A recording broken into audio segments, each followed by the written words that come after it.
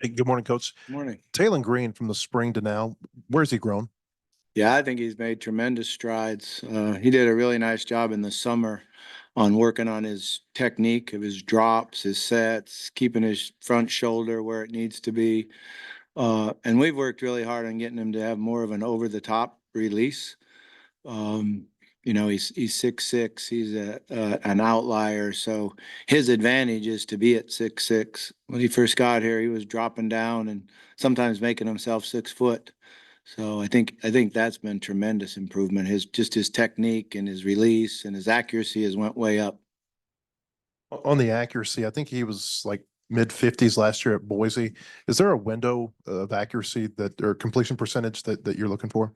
Yeah, there's so many things that go into completion percentage. You can't just judge a quarterback on that because it starts, all 11 guys being on the same page between your pass protection, with your offensive line, between your pass protection and routes with your running backs and tight ends, and then the precision of your receivers with routes. So, I never really, anytime I recruit somebody, I really don't look at the completion percentage. I'm looking at, how they throw the ball, how they compete, what their decision making is, as opposed to staying away from percentages.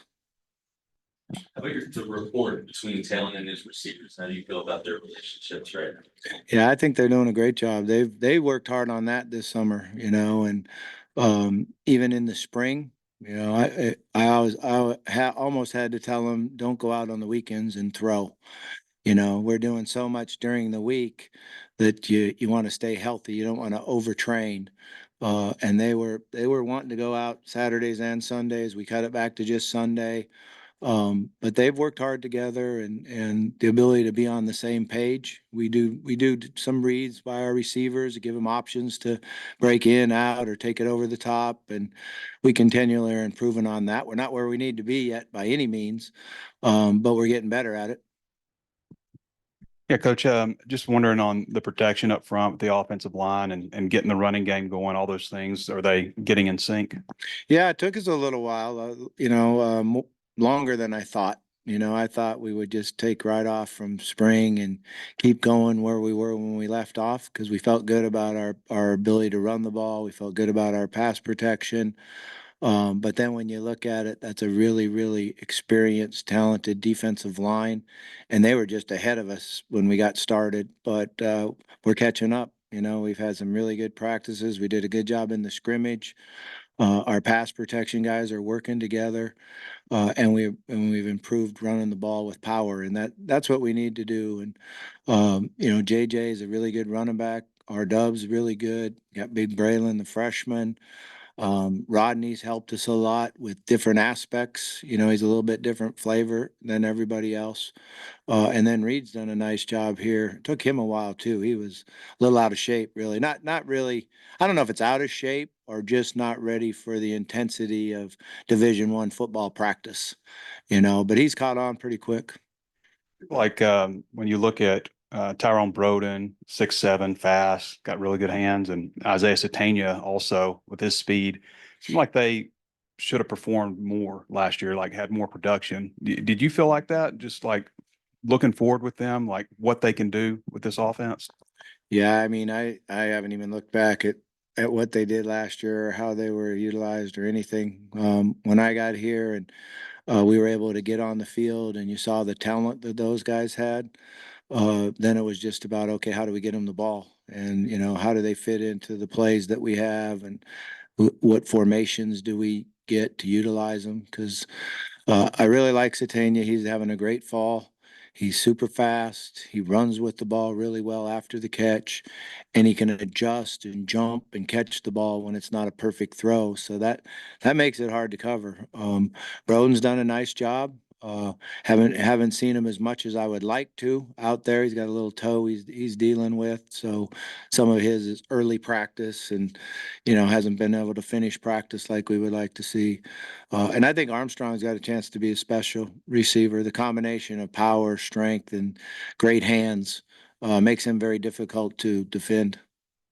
Coach, last year, I don't know if it's fair or not, but one of the knocks on Taylor was the number of interceptions. I think it's 9 interceptions, 11 touchdowns. Do you feel like you worked with him to get the interceptions out. I don't know how much was his fault.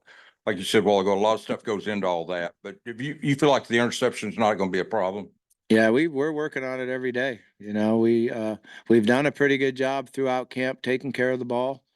Yesterday we turned it over a number of times, had tip pass. Tip passes always result in interceptions in the SEC because everyone's so fast. They close and make the plays on the ball. Uh, they weren't tailings yesterday though, but they were tipped interceptions. But that's a big part of playing quarterback is you got to, especially in practice, because you got to challenge yourself enough to see if I can stick that post, if I can make that throw.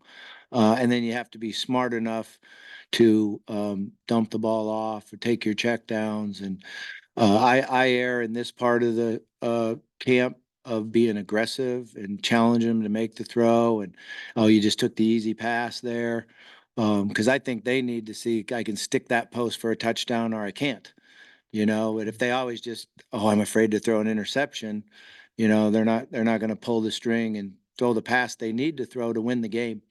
So I like his mindset. I think he's been very aggressive, and there's a certain route that we've been working on that he's been awful at. And when I asked him to, hey, give me a list of plays that you would like to run in practice tomorrow, that was the number one play on the list, which was great to see because he wasn't shying away from it. He was aggressively trying to attack it so he could make the throw for a touchdown. Malachi, if something happened to Taylor and you had to put Malachi in, are you pretty comfortable he can run the whole offense? I am. Yeah, Malachi is doing a great job. He's got really, really good knowledge. He delivers the ball on time and he's accurate with it. And I don't think we'll ever know how good Malachi is until they have to tackle him. You know, sometimes quarterbacks, when you don't tackle, once they have to tackle them, they're a heck of a lot better. I had that with Stephon LaFleur at Louisville. Lamar Jackson, we actually put a rule in that when he ran, you had to tackle him just so his teammates could see how special he really was. So what do you think of the execution from Thursday scrimmage, and what do you want to work on for this coming Thursdays? Yeah, we got off to a really good start. We made big plays and we were aggressive with it. And I was really happy that that tells me that our players were, it was very important to them. They really took to what our first series was going to be and studied it and worked on it and were ready to go out and play. And then we got a little bit of complacive. So we didn't finish the scrimmage the way you would like to finish it. We've got to have a little bit more killer instinct, aggressive and go for it. And it was a good long scrimmage. So it challenges you both mentally and physically. And I thought that we met the challenge in the probably 3/4 of the scrimmage and then failed at the end. So Marcus Woodson was in here yesterday and said that you guys have a high volume of offense that they're having to prepare for. I'm wondering what the second round of the install that you're doing now is looking like, and how much you want to carry into the season, I guess. Yeah, right. We did put a whole bunch in, you know, I've kind of like we've always done. We took it in spring and had an install, 7-day install and tried to throw it all in there. Came back in the summer in June when the coaches are here. The rules have changed. We get to meet with them. We get to do that. So we did it again. We just finished it again right before the scrimmage. Now we're kind of going back and refining certain things and taking portions of 1 and 3 together. And that's all we're working today. Really trying to find our identity. You know, I think that's the key right now is to find our identity. I've always believed you take this big old playbook, and then that, you know, as you progress and progress, it goes down and down and down. And okay, this is who we are. That doesn't mean we're not going to keep working on the other parts of it because you're going to need that at some point during the year. But we still got a few weeks to go to really figure out who we really are. So what was that play Taylor struggle with, and how did he Uh-huh. do on it today?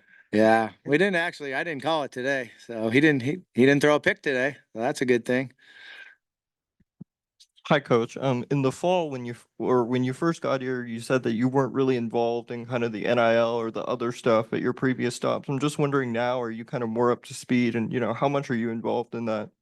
on a regular basis. Yeah, Coach Pitt works really hard at it, and the organizations that we have around him and Hunter work really hard on it. That allows me to coach football. So I'm excited about just coaching football and being in the meeting rooms with the quarterbacks. It's a lot of fun. I think that's the most fun I have all day long is in the meeting room with the quarterbacks. Coach, every time someone comes in here, we ask them, what's it like going against a Bobby Petrino offense? So what's it like going against the Travis Williams defense right now, your first year kind of working with him? Yeah, I think we're going to have a really good defense. They do a good job of taking away what you do well, and making you try to beat them left-handed. It gets a little bit old going against them all the time because they start knowing some of your plays, some of your calls, and makes it harder and harder. The more you go against the defense, the more advantage they have. Causes us to have to switch it up a little bit, change up what our checks and certain things are. But I think we've got really good intelligence on the defensive side of the ball, starting with the defensive front. And then in the secondary guys are young linebackers or new linebackers. I guess they're not young anymore, but the new linebackers are learning, but the guys are helping them take care of it. You have so many tight ends that, have either contributed already or have potential. What have you seen from that group and specifically in maybe the run blocking game, from those guys? Is that something that they've improved on this spring and fall? Yeah, it's something we're really working on is, what our identity is with the tight end run game, and Luke's done a nice job. He's a really good player, really good receiver, tight end. He's done a great job of blocking. He's tough. I mean, he gained weight. He did a great job all throughout the summer. Was on a very strict nutrition program and weightlifting program, and did a great job of getting his body back up to where it needs to be a force in blocking. Gums is still, being able to do both, block and run and catch the ball. I've been excited about Washington being back. He's a guy with a lot of experience, played a lot of games last year. I didn't get to see him at all in the spring, so I'm learning a lot about him. He can be a physical blocker on the line of scrimmage, a good pass protecting guy, but I also think he's a really good receiver. He's smart. He knows how to get open. He's got good hands. Him and the quarterbacks are trying to get a little, togetherness to know each other. So we're still a little far from that. I'm missing 181. Paskey is getting better and better. A lot. It's all new to him. And when he came in spring, I don't think he was really ready for this intensity. But he has really picked it up, and he understands what he needs to do and how you go about your business in the meeting room and on the practice field. And I think he's got a bright future ahead of him. We just got to get it quicker, get him coming out of him quicker. Going back to Malachi, both Taylor Green and Coach Pittman have talked about his receptiveness. I guess where have you seen him grow the most since the spring, and how receptive has he been to your coaching? Yeah, Malachi is really coachable and extremely intelligent. He picks things up quickly. One of the things you want as a coach is to try where it works out, where you only have to tell a kid one time and then they get it. Malachi's that guy. You usually only have to tell him one time, and then he can carry it over to the next day, or he can carry over what you coached him to 3 days from now and do it that way. And it's a lot of fun when you get a young man like that who can pick things up and adjust and be coachable like that. He knows the offense well, and he's timing. I think he's still learning himself as far as what throws I can and can't make. And that resulted in a few picks yesterday. But you have to do that as a quarterback. And like I said, his ability to run and scramble and keep his eyes downfield is very good. And then looking at Carmona on the offensive line, just how much of a leader has he been there, and how big of a benefit has he been since he's come in? I think the thing that really jumped out to all of us was when we first got started in the second semester, and you got Taylor and Carmona coming in, is how quickly they said, "Hey, look, I'm here to take charge and tell me what to do." Being a great leader as a player, you first have to be a great follower of the coaching staff, what Coach Pitt wants. And that's what you get in those two guys. They're going to follow what he wants, how we want to run the program, and then lead their teammates into doing it. That's been tremendously impressive to me by both of them, just because they were so new. They didn't know anybody out there. But that's what their makeup was. That helped us come together quicker. Obviously, you never want injuries, but with Broden and Armstrong being banged up recently, I'm curious if any of the other receivers maybe took that as an opportunity to step up. Did anybody stand out to you? Yeah, there's a couple guys that have really stood out, excuse me. Monte, or 30 something wide receiver. I think he turned 30. He just had a birthday. Turned 29. Oh, he'll be mad at me. Uh, but he's a lot of fun. He's big, strong guy. I think he's great around our players because he's been there. He played in the major leagues, and every time you meet somebody or the players meet somebody nowadays, the first thing they do is Google them, right, and look out and see them stealing a home run out in center field. So immediately, it's great credibility. But then he comes out and practices hard, catches a ball, runs good routes. He's definitely going to help us play a lot. Dozier's done a really nice job, and I'll probably leave somebody out, but just he broke his arm in the spring. Had to have it casted, missed a lot of time in June. And it's been great to have him back out. It's a big body with great hands, that understands the game of football and can make plays for us. Tesla has taken that as an opportunity to get more action, and I'm still learning Tesla a little bit, inside, outside. What are his best things? What does he do well? How do we get him on the matchups? And he's been impressive to me also. I'm trying to think who else I'm missing. We have Joffrey out there who is a really, really good player. He's got a lot to learn in the offense, but he's certainly going to stand out. Let me look here and see if I'm missing. Who else am I missing? Oh yeah, CJ. CJ's jumped in there, and CJ makes all kinds of plays. He's got unbelievable talent. He can run after the catch. CJ just has to be able to fight through fatigue. And sometimes the older you get, the easier it is to fight through fatigue. But he just once he can do that, then he can play on the field a lot more than he can right now because he just gets fatigued and not used to having to concentrate and focus. And it's a lot harder than in high school. There's just the amount of plays you have and the intensity. And earlier you're talking about the running backs. I think you mentioned Rodney Hill's a different flavor than the other guys. I wonder if you can maybe elaborate, what he brings to the table. Yeah, he's got a great burst and a great receiver out of the backfield. Really good hands. Can not only throw it to him short and make runs with it, but he can run it down the field and track the ball. He easily tracks the ball and adjusts to the ball, and that's one of the hardest things for running backs to do. But he makes it look like he's a receiver doing it, and that's exciting to me. What do you think your depth and variety at running back? I like it. I really like it. I think when you look at the overall crew, you got two big physical guys, JJ and Braylon, that can bang and go. R-Dub with the experience, the understanding of offense, protections. I think he's shown that he can certainly make plays for us. Caught the ball really well today out of the backfield. Rodney, like I said, kind of gives us a different flavor.